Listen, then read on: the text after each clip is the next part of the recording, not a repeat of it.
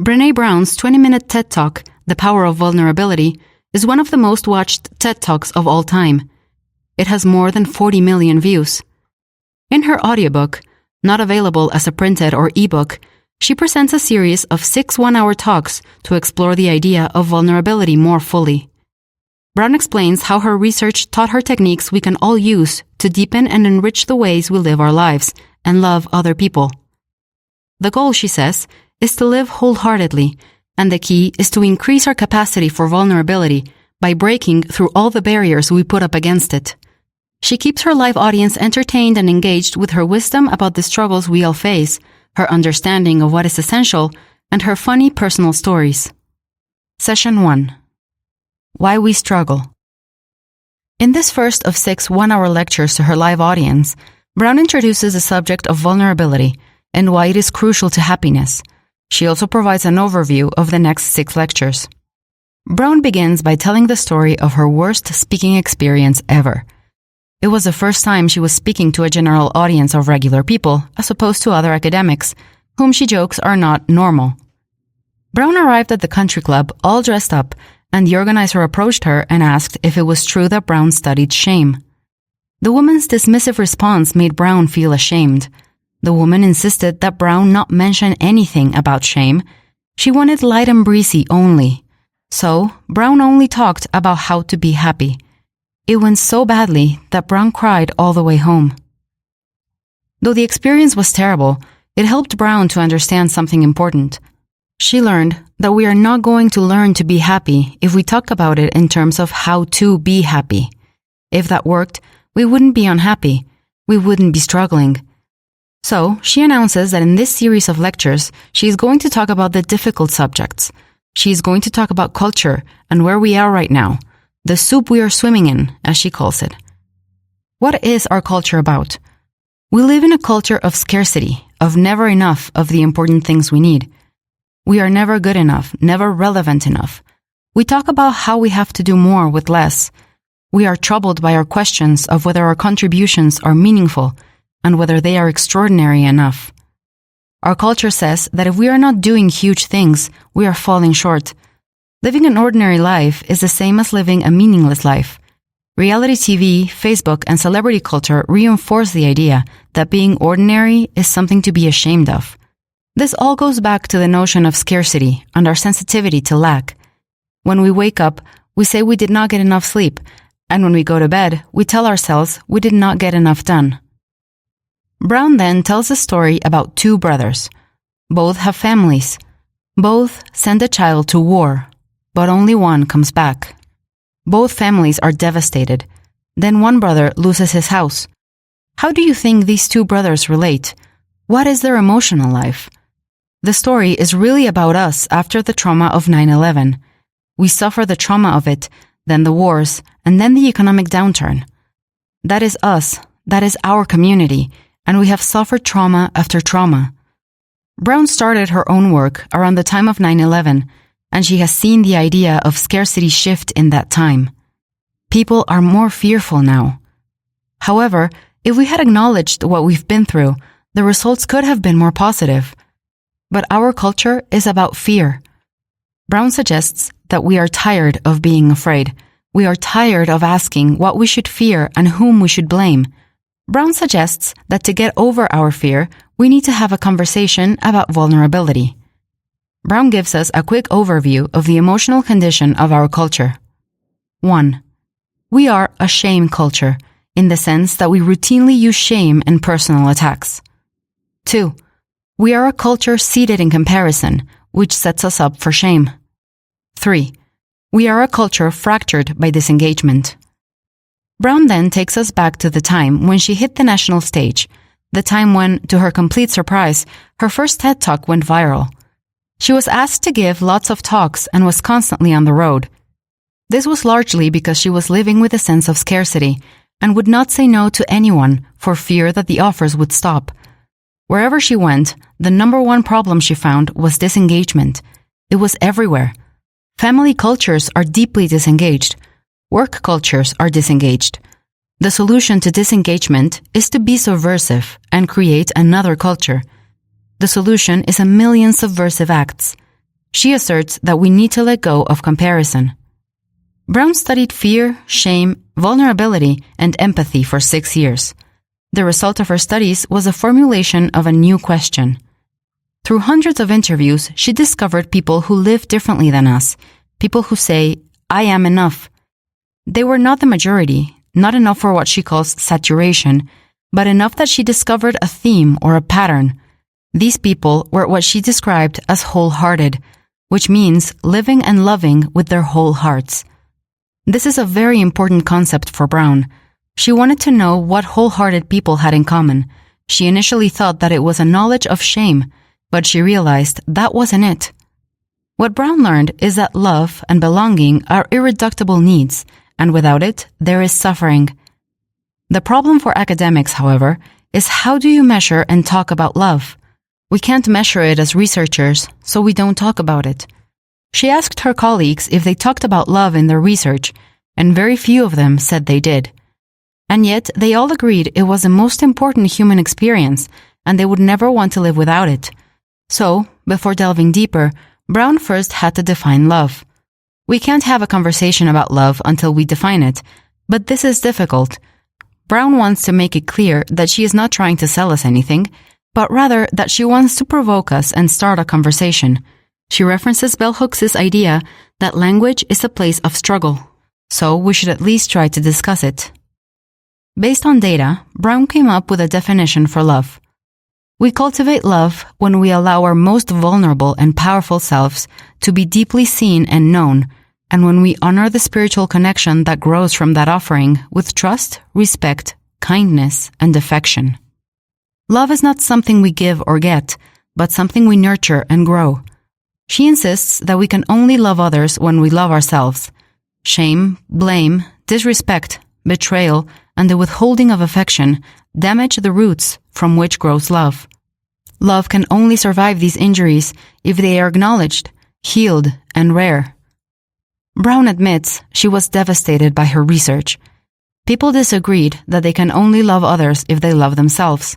Yet, Brown says that she sees this in her relationship with her daughter, when she sees her own worst qualities emerge in her daughter, and when she is tempted to criticize instead of offering empathy. So, the first thing is to develop self-love. Belonging is also primal, and true belonging only happens when we show the world our true selves. Here, Brown makes an interesting distinction, suggesting that the main barrier to real belonging is fitting in. When we try to fit in and fail, we feel shame. But belonging requires being our real self, and so belonging does not mean fitting in. That would mean hiding our true self to seem like others.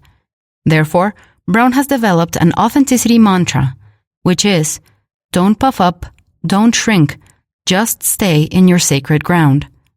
What she means is that we should let ourselves be seen, be real, just be yourself. Our goal should not be to get others to like us, but to show up and let ourselves be seen. The outcome might be disappointment or grief, but it will not be shame. Brown's research indicated that she could crudely divide people into two types: those who have a deep sense of love and belonging, and those who struggle for it. She noticed only one difference between them. It was not just the capacity to love other people, but also to be lovable. In other words, those who had a deep sense of love and belonging also believed that they were worthy of love and belonging. This made her angrier than anything in her work. Her research raised the questions, but how do you get there? Who are these people? One of the things that Brown learned from interviewing a lot of people was that everyone has a story that will break your heart, and this includes the lovable people. So how did they learn self-acceptance? Brown estimates that 25% of the wholehearted people said they were parented that way. The rest struggled for it or fought their way there. Going back over her data, she discovered 10 guideposts, that is, 10 ways of thinking that the wholehearted do differently than the rest of us. Brown promises that in the later lectures she will address each of them. One of the 10 is that the wholehearted take regular time out for rest and play. What? They must be slackers and waste time. Watching her kids, Brown realized what play looks like, and she admits she is not a player. Why not? What gets in the way of play and rest? Shame. For most of us, exhaustion is a status symbol, and we tend to equate productivity with self-worth. So how have the wholehearted overcome their shame triggers? Brown promises that she will go through it in detail in the upcoming lectures. So, to summarize, the keys to wholeheartedness are the following points. 1. Love and belonging are essential needs for everyone. 2. People who have a deep sense of love and belonging follow guideposts for wholeheartedness. 3. Wholehearted people embrace vulnerability. Brown admits that she became a researcher to avoid vulnerability. She jokes that she is from Texas and that her family doesn't do vulnerability. This attitude is fueled by 2 others. 1. Don't let anyone get too close. 2. Always have an exit strategy. After Brown was in social work for a short while, she realized that she would have to change her preconceptions about the field. At first, she thought it was about fixing people. When she was a student in a research class, the instructor said the work was about prediction and control, and that is what she wanted to hear. But what she came to realize was that it's about being with people where they are and empathizing with them so they can do the work to fix themselves. This realization almost made her quit her profession. Eventually, however, her own research changed her. She came to the realization that how much we know ourselves is important, but how we treat ourselves is even more important. While looking for the traits of wholehearted people, she found that they allowed themselves to play, sleep, and be creative and vulnerable. At first, she had to put the data away and go into therapy. She jokes that she drove her therapist into retirement. Brown wanted to get control over data, but her therapist was not giving her the answer she wanted. Eventually, Brown realized that her data saved her life. She had been scared to be vulnerable, and she was all about performing, perfecting, and pleasing. Why are we afraid to be vulnerable? We think of it as a dark emotion. It means we are afraid and at risk, so we armor up. It's true that vulnerability can be scary, but Brown claims that it is also the birthplace of every positive emotion, such as love, joy, and empathy. Vulnerability has made her a better mom. Dealing with her daughter, who is finding belonging difficult at school, required Brown to relive her own similar experiences in order to find the empathy she needed to help. In 2011, Brown got called about her TED Talk. Various organizations invited her to speak, but requested she leave out the topics of shame and vulnerability. They wanted her to talk about creativity, innovation, and change. But Brown makes it clear that you can't do that without talking about vulnerability. Creativity is born of vulnerability. Next, Brown raises the issue of political disengagement. People don't vote. Why? People don't care anymore. Many people are completely disillusioned with politicians. They do not seem to be held to the same standards of accountability as the rest of us. They have no vulnerability. They don't seem to understand the 3 things needed for accountability: authenticity, action, and amends. All 3 require vulnerability. Brown concludes the first lecture with a look ahead. In the next 5 lectures, we will look at 1. What is vulnerability? 2. What drives our fear of it? 3. What is the armor we use to protect ourselves from it? 4. How do we get the armor off? 5. The 10 guideposts of wholehearted living. Session 2. Shame triggers. Brown says that before we can start talking about vulnerability and the guideposts for wholeheartedness, we need to start with what gets in the way of vulnerability. She calls it the shame gremlins and the hustle for worthiness. The idea of the gremlins comes from the movie of the same name. Gremlins are terrible little creatures that cause all kinds of destruction and mayhem. Brown uses herself as an example when she has a due date for her writing. The gremlins come and make it difficult to meet the deadline. But just like the gremlins from the movie, shame gremlins die when they are exposed to the light.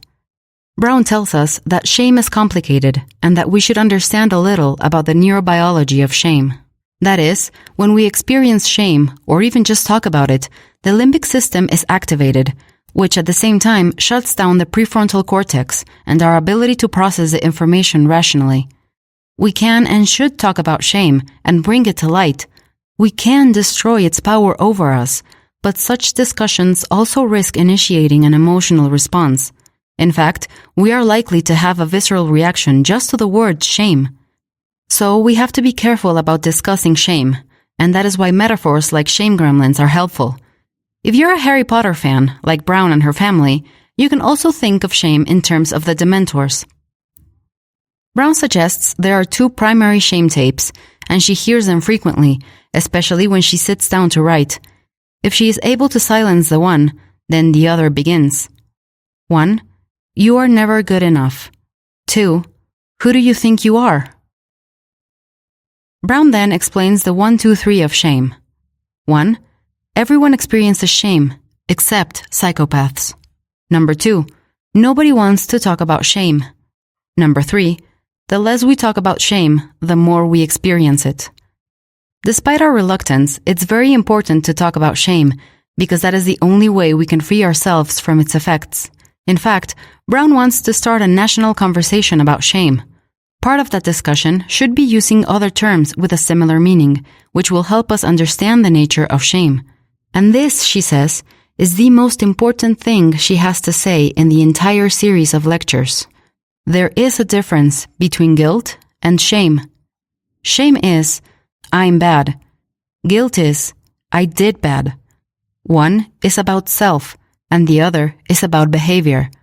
This is important because addiction is highly correlated with shame, along with many other negatives, including suicide, depression, bullying, eating disorders, and violence.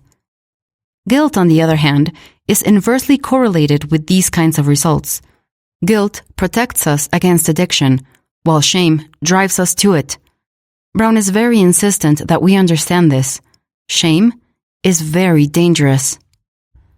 Brown introduces a psychologist's tool called the TOSCA, which stands for Test of Self-Conscious Affect. It measures guilt, shame, and blame. Blame is the discharge of anger and discomfort. Brown admits that she is a blamer. To provide an example, she tells a story about her husband, who plays underwater hockey. One night, when he went out to play, Brown asked him to be home by 10 o'clock because she was very tired and didn't want to go to bed until he got home. The next morning, she dropped a mug of coffee, which broke, and spilled coffee all over herself. Her first response was, "Damn you, Steve." He'd been late getting home the night before, keeping Brown up later than she wanted, which led to her requiring the extra coffee in the morning. So, for Brown in that moment, the spill was actually her husband's fault. Her anecdote gets a lot of laughs, but it makes her point about the mindset of the blamer. Brown returns to the subject of the TOSCA. It is designed, she says, to determine if someone is more prone to guilt, shame, or blame. It asks hypothetical questions, such as what would you do if you were at a party and spilled red wine on the white carpet? Would you admit to it, sneak away, or blame the host for having white carpeting and serving red wine? The TOSCA is what allows us to determine a person's tendency for shame and correlate it with other behaviors like addiction. But wait, isn't shame a good thing? Isn't it part of our moral compass? Brown anticipates this objection and becomes unusually serious and adamant. She references a big debate in England at the time over whether we should use shame to deal with public health issues like obesity. The answer is no. No evidence shows that shame helps people with their problems. Just the opposite. Guilt, however, can be effective in correcting behavior. Shame is similar to humiliation, except that the latter is experienced as undeserved and often comes with some anger. Shame, on the other hand, is internalized and accepted as something we deserve. So don't teach your children shame, but rather teach them shame resilience, which Brown will explain later in more detail. Because shame has no positive effects, Brown and her husband don't allow name-calling in their home, especially between their children, because siblings know just the right shame buttons to push. Brown's rule also extends to self-name-calling. They are not allowed to call themselves names if they have done something wrong. Instead, Brown quotes a familiar bumper sticker, "Shit happens." That means sometimes things happen that are no one's fault. But this is difficult for blamers because they would rather blame someone than to have no one to blame. Another related concept that helps us understand shame is embarrassment. Brown notes that it has the least serious emotional repercussions and is often funny. It doesn't make us feel alone like shame. Shame is very individualized and isolating. Brown raises the importance that stories have with respect to shame. She suggests that we have two options when it comes to how we relate to our shame stories. We can either walk into our stories and take possession of them, or we can stand outside the stories and hustle for our worthiness. Recall from the last lecture that wholehearted people believe themselves to be inherently worthy of love. Brown states that while worthiness of this kind should be unconditional, we sometimes still impose prerequisites, such as our job or our weight, that can increase or decrease our feelings of worthiness. These conditionals are our shame gremlins. A lot of our shame triggers are taught by our families, and some we pick up on our own. So no matter how well we raise our kids, we cannot completely protect them from the media's shame gremlins, for example. But working on the family shame gremlins is a start. Brown admits that her own shame triggers and barriers to embracing wholeheartedness are the fears of being sick or accused of being lazy. She was never shamed in her family for these things, but she points out that sometimes shame does not have a single foundational experience. Shame triggers can form in other ways, such as by the attitudes children pick up from their parents. Brown's parents never took a rest and never took a break from work or obligations. Being sick was similar. Brown was never shamed in her family for being sick, but she saw her parents blame themselves when they got sick. So, when Brown's graduate program shamed her for getting pregnant, assuming her career was over, she decided to prove her professors wrong and worked extra hard. This made her very sick.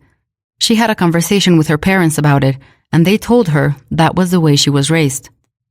Satisfied that her audience has a good idea about what shame is and where it comes from, at this point, Brown moves on to what she calls shame resilience. She notes that empathy is the antidote to shame. People with high shame resilience share 4 traits. 1. They can understand shame and what triggers it. 2. They can reality check and analyze shame with objectivity and critical thinking. 3. They tell their shame stories. 4. They speak shame and know the difference between shame, embarrassment, and humiliation. Brown then asks the audience to name their physical symptoms of shame. As the audience members name the ways they feel shame in their bodies, Brown points out that they are the same as trauma symptoms because we experience shame as trauma. Shame hijacks the limbic system. The experience that we are unlovable, unworthy of belonging, feels like an existential threat, and when we're in shame, we make it worse by reacting in shameful ways. Shame is also contagious, especially in a clinical setting, so to work with other people's shame, you have to work with your own. When shame emerges, Brown tells us that we have 3 ways to respond. 1. Move away. We silence ourselves. 2. Move toward. We people please. 3. Move against. We use shame to fight shame. Brown ends the lecture with a story about how she was shame-triggered by a passive-aggressive mom in a car line at her daughter's school. Instead of lashing out, Brown did not respond to the woman, but instead made an excuse to leave. She went home and called an empathic friend to talk about it.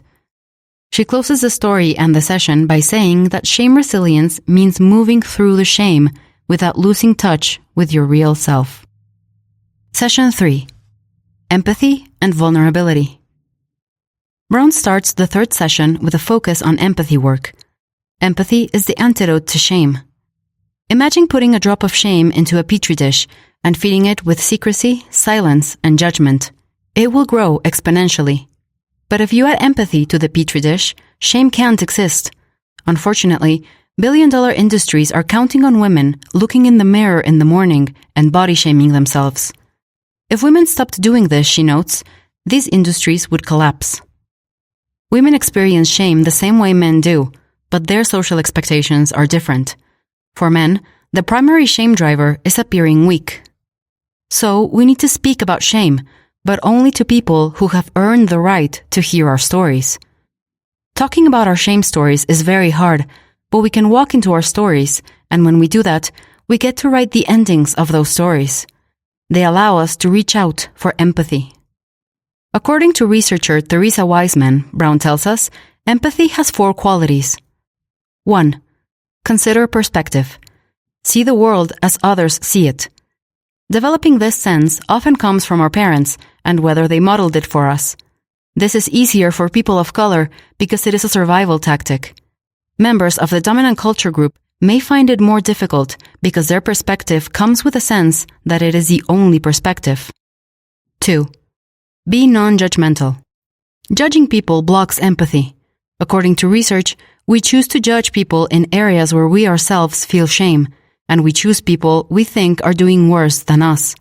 The purpose of the judgment is to get the validation that, in the issues that shame us at least, we are doing better than someone else. 3. Understand another person's feelings. 4. Communicate the understanding of another person's feelings. Empathy is subtle and can be conveyed in a glance. We can express empathy by registering in our facial expression what someone else is feeling. When someone reaches out to us for empathy, we need to resist the temptation to judge them. We need to be willing to enter dark emotional areas to share those experiences with others. Compassion is different but similar to empathy. Empathy is a skill, while compassion is a deeply held spiritual attitude. Brown shares one of her favorite definitions. Quoting Pema Chodron, she says, "Compassion is knowing our darkness well enough that we can sit in the dark with others, and it is never a relationship between the wounded and the healed. It is a relationship between equals." We have to resist the temptation to flip on the light, but rather sit in the dark with someone. It requires work and mindfulness. Can you get out of shame with self-empathy or self-compassion? Brown promises to take this up in a later session, but says that self-compassion is a good place to begin. Shame is a social construct. It happens between people and heals between people. We need to tell the story to people who will hear it and validate that we are worthy of love. As a first move, Brown admits when she is in shame, she talks to herself the way she talks to someone she loves, but it's hard to do this. Brown reminds us of what she talked about previously, that we can love others only as much as we love ourselves, or in this case, we can only extend as much compassion to others as we extend to ourselves. How about the difference between empathy and sympathy? Empathy is the antidote to shame, but sympathy is the shame amplifier. To make a point, Brown tells a story about a time she had signed up to bring cookies to a function at her daughter's school. She was so busy, she forgot. When she ran into the teacher, Brown lied about making them and actually tried to claim someone else's cookies as her own. She felt terrible about it afterwards. She told the story to a friend who tried to help her find a way to make up for it. Later, when she told the story to another couple who Brown thought would find the story amusing, they were appalled. So instead of making her feel better about her mistake like her friend, the couple intensified the shame Brown was already feeling. Though she does not quite make clear the point of this story, the implication is that the first friend empathized with her, but the couple did not. Her point about the difference between empathy and sympathy becomes clearer with an analogy. If you have fallen into a hole and a friend climbs down there with you, that is empathy. Sympathy is when someone looks down at you in the hole and, rather than climb in, lets you know how sorry they feel for you. Sympathy, she says, can often make you feel worse. Brown recaps her point. Empathy and compassion are difficult, and it is not most people's natural response. She reminds us that those responses require vulnerability, which, she notes, brings us back to the beginning. But now we can talk about vulnerability and debunk the 4 major myths about it. Myth 1. Vulnerability is weakness. Vulnerability is asking for help and admitting you don't know, or reaching out to someone who is suffering or taking responsibility for a mistake. How can these things be weaknesses? They should be a measure of our courage. Myth 2. We can opt out of vulnerability. We might tell ourselves that we don't do vulnerability because it's inappropriate for us for whatever reason, or because it isn't in our nature. But if you love someone, that is an act of vulnerability. We all are vulnerable to some extent already. Myth 3. We can go it alone.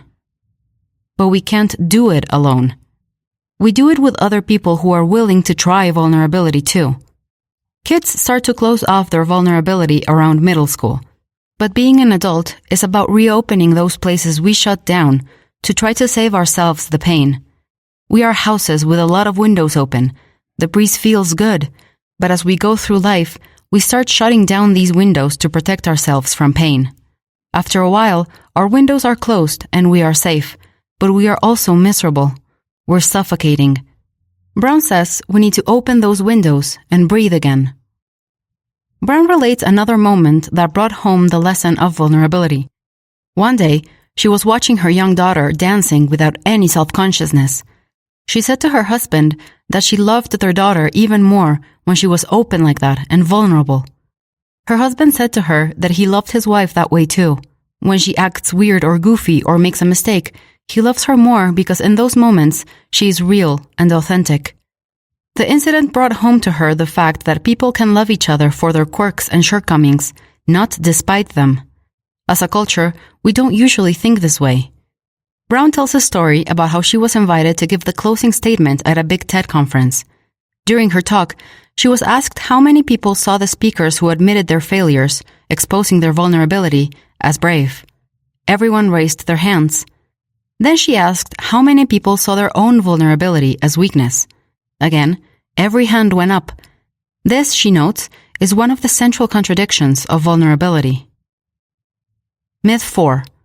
We can cultivate trust without vulnerability. The last myth of vulnerability involves the trust we require of the people to whom we are vulnerable. Her analogy for this is the marble jar in her daughter's classroom. She explains that the teacher kept a jar on her desk. When the class made good choices, the teacher put marbles in. When the students made poor choices, the teacher took marbles out. When the marbles reached the top, they had a party. Well, Brown suggests, trust is like that. We can't earn it all at once. We earn a person's trust, or they earn ours, gradually over time, through little acts that show we care about the other person, or are paying attention to their needs. Brown references the work of trust researcher John Gottman, who confirms the idea that trust is like the marble jar. As we work with the trust component of the vulnerability dynamic, Brown points out 2 types of betrayal to watch out for. One is when someone uses our vulnerability against us. The second is disengagement, when people become defensive and do not try to be vulnerable. Brown concludes this session by saying that vulnerability involves risk, but so does standing outside our lives looking in, wondering what our lives could be like if we could become vulnerable. This is the work we need to do, especially at the midpoint in our lives. It requires bravery, and so she ends by thanking her audience for showing up and being brave. Session 4. The Vulnerability Armory. Having discussed the myths about vulnerability, Brown starts the session telling us we can now talk about the ways we block vulnerability with 3 main forms of metaphorical armor. They are 1. Foreboding joy. 2. Perfectionism. 3. Numbing. Foreboding joy. To experience joy, we need to be vulnerable. If we close off vulnerability, joy becomes something to dread.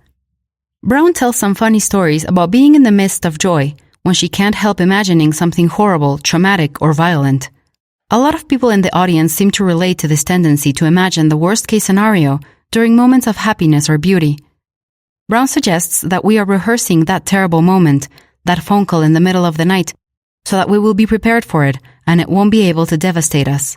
Unfortunately, research with people who have gone through real tragedy and catastrophes shows that nothing prepares you for it.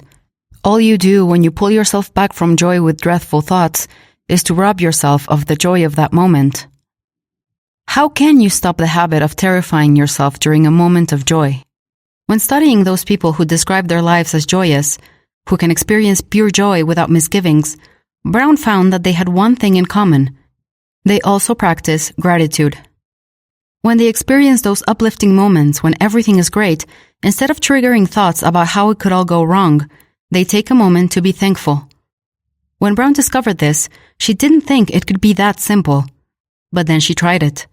When she felt the terror of everything that could go horribly wrong, she responded with gratitude. In her words, it radically transformed her life. It's more than just an attitude, she stresses, but an active practice, like keeping a daily gratitude journal or having everyone at the dinner table naming one thing they are grateful for. Brown transitions to the 3 most important things she learned from people who had undergone catastrophic loss. 1. They especially miss the little things of their daily lives before the disaster that they were unable to fully appreciate at the time. 2. When Brown asked how other people like herself could best show compassion towards them, they said it helps them heal to see others being grateful for what they have. 3. Don't squander joy. Once, in the midst of a particularly foreboding joy spiral, Brown started listing all the things she was grateful for, and the negativity dissipated. If we don't learn to accept the joy and soften into them, we are missing out on the moments that define our lives. There's another version of the foreboding joy armor, and that is the attitude of disappointment. This approach says that if you are always disappointed, then disappointment can hurt you when it happens. This type of person can never let themselves get too hopeful or excited about anything, and can never be all in on anything or live wholeheartedly. Perfectionism. Perfectionism is more than just an effort to excel. It is always a response to deep-seated shame issues. It stems from the belief that if you can do everything perfectly, you can never be shamed or criticized.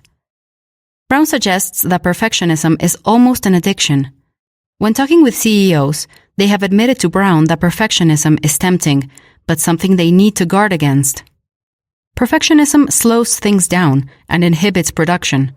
Plus, it doesn't work. Perfect people will still get criticized for being perfect and making the rest of us uncomfortable with their annoying perfection. Numbing. As a culture, we numb ourselves, says Brown, of the last of the 3 major types of anti-vulnerability armor. We have many ways to numb ourselves besides drugs and alcohol and other familiar addictions. We can numb without any substances. Brown discusses her own alcoholism briefly and her decision to attend AA meetings. Her sponsor told her she didn't think AA was the place for her because she had the poo-poo platter of addictions, that is, lots of little addictions. Her sponsor's advice was to quit smoking, drinking, and getting involved in her family's business. Brown also gave up sugar and flour. The change made her feel much better, but it also made her think about vulnerability. Numbing prevents us from being fully present. Comforting ourselves is fine, except when it crosses over into numbing and we begin using whatever it is, food, television, video games, social media, and so on, to avoid our lives. Our quality of life suffers. Brown then moves on to the lesser types of armor. Victim or Viking. Some people see through a very stark binary lens. For people like Navy SEALs, trauma victims, and lawyers, there are only 2 opposing positions. You are either a victim or a Viking, a sucker or an asshole. All of life is either kill or be killed, win or lose. In this world, vulnerability is death. Often, these people require professional mental health support to move from this polarity into vulnerability. Serpentining. This term, taken from the movie The In-Laws, describes the avoidance strategy we use to delay dealing with difficult personal situations that require vulnerability. We will avoid them by metaphorically running this way and that, wasting time and energy, instead of running straight and directly at the difficulty. Floodlighting. This looks like vulnerability in the sense of sharing our stories, as Brown talked about earlier. But this is sharing without mindfulness of the audience or the situation. This usually has the effect of turning others off with too much information, and thus confirming what the speaker had feared all along, which is that sharing isn't worth it, that it doesn't work, that people aren't interested, and so on. Floodlighting, in the end, protects us from vulnerability. The smash and grab.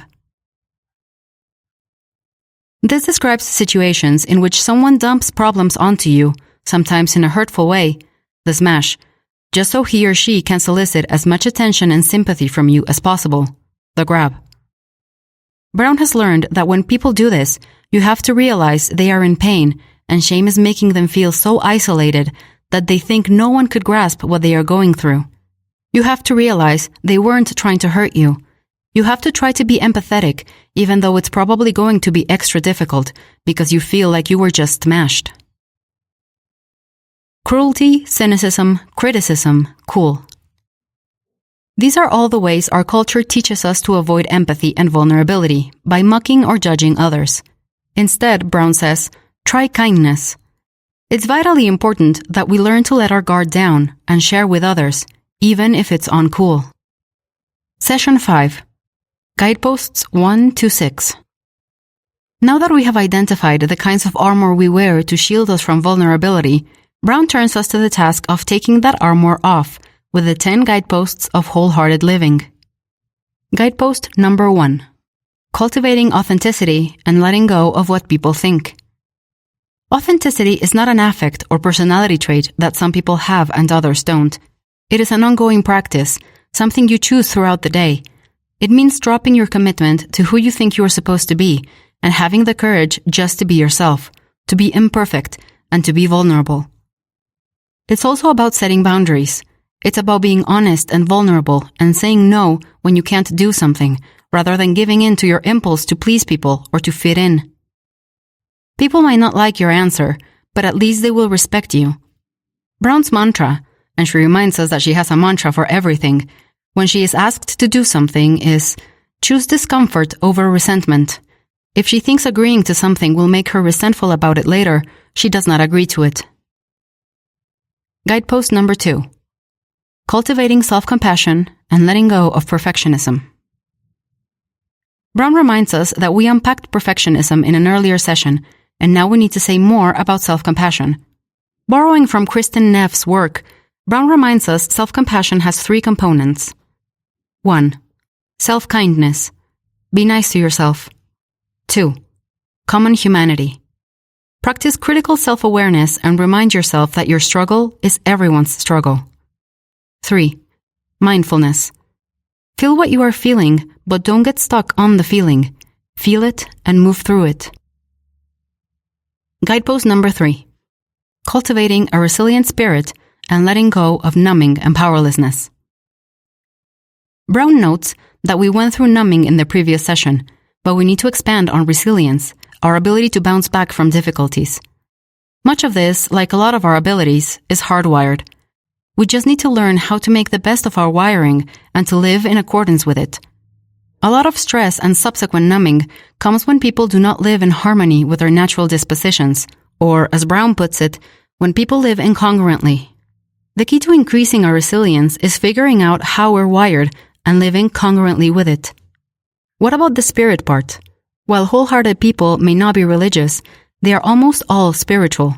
Spirituality provides a deeply held belief about the interconnectedness of everyone, about purpose and perspective. Many in Brown's audience admit that they have shame issues around the perception that they are complainers. Surprisingly, the wholehearted are not afraid to complain when things are not going well or when they are upset. As Brown says, they piss and moan, but they do it with perspective. They are not afraid to get whatever is bothering them off their chests, but they maintain a realistic perception of the magnitude of their suffering. Guidepost number 4.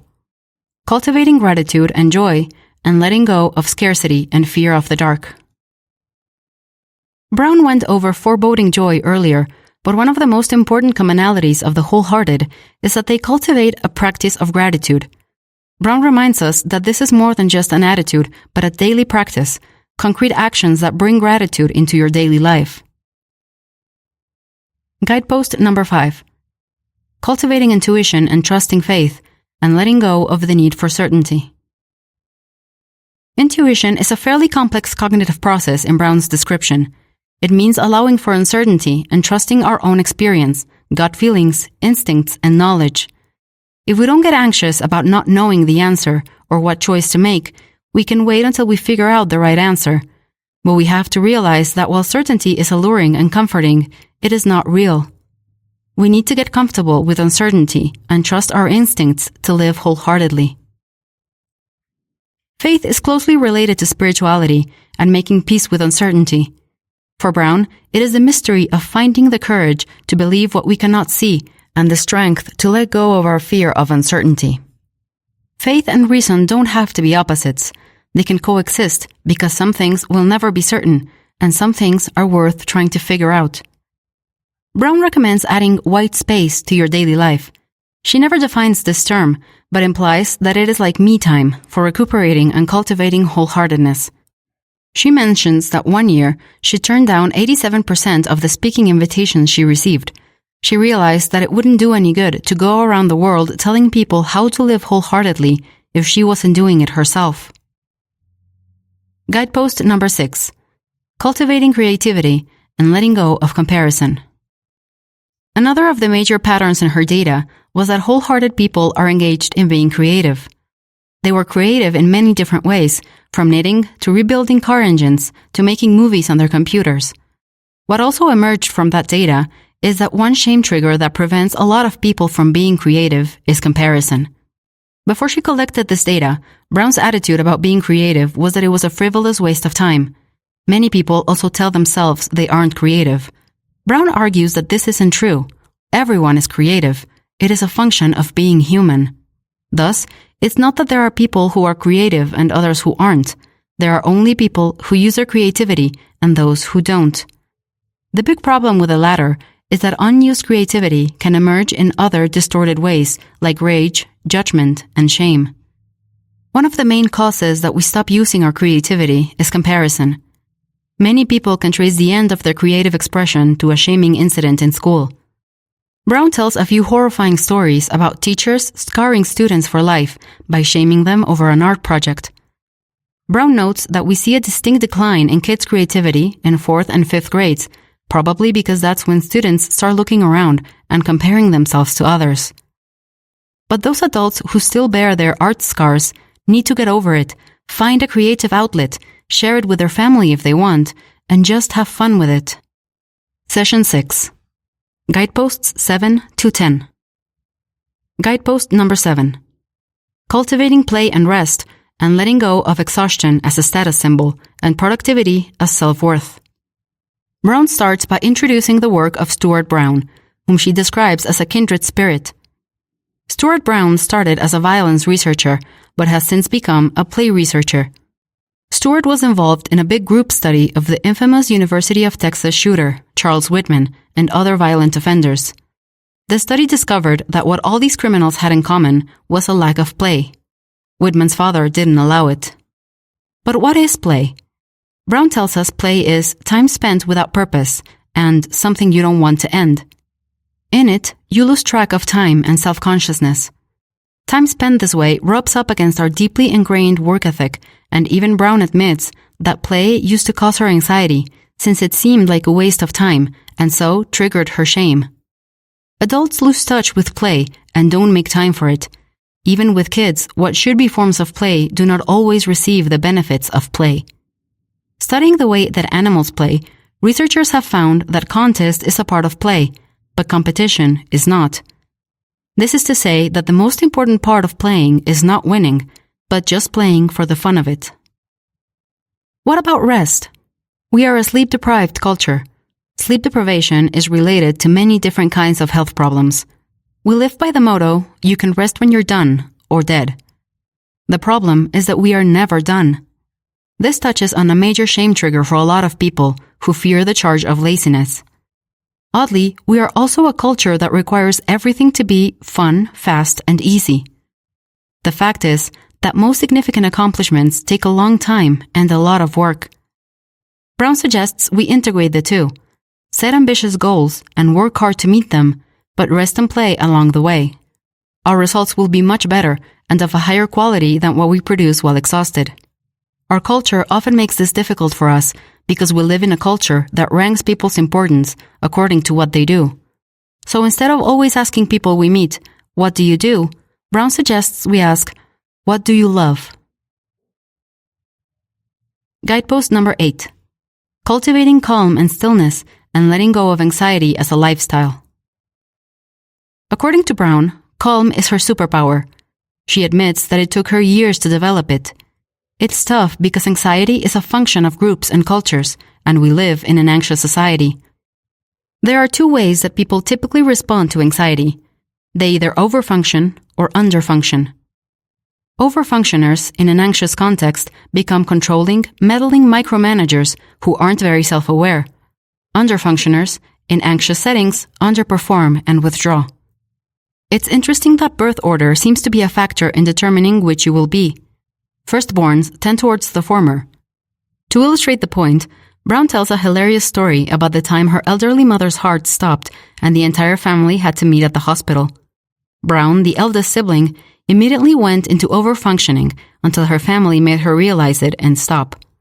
So it's important to be self-aware of how we respond to anxiety. The second move is to cultivate calmness. Calm people don't react to anxiety. Instead, they breathe and are comfortable with silence. Then they respond to anxious situations with questions. They determine whether there is enough information to freak out. If there is, they ask if freaking out will help. Based on a quote that she attributes to Oprah, she invites her audience to consider the idea that you are responsible for the energy you bring into this room. Calm is about managing our response to triggers. Guidepost number 9. Cultivating meaningful work and letting go of self-doubt and supposed to. The wholehearted do work they care passionately about. This does not always mean the jobs they perform to pay the bills, but it often means they do other things. Volunteers and those who sell their homemade goods on Etsy are examples. Even Brown, who loves what she does for a living, feels like she is an inmate in Alcatraz when she is writing, and would rather be doing something more fulfilling and fun, like spending time with her family. We have to have the courage to devote time to creative self-expression.